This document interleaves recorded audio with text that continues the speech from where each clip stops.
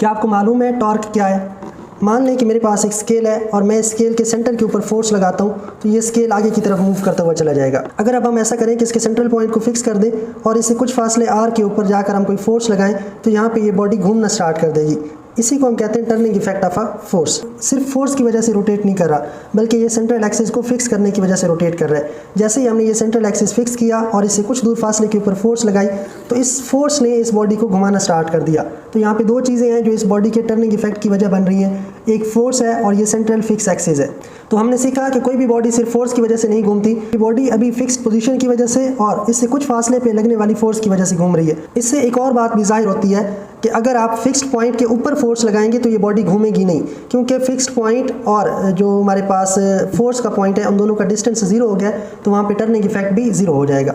तो इस fixed position और फोर्स की वजह से जो टर्निंग इफेक्ट इस बॉडी के अंदर प्रोड्यूस हो रहा है, उसी टर्निंग इफेक्ट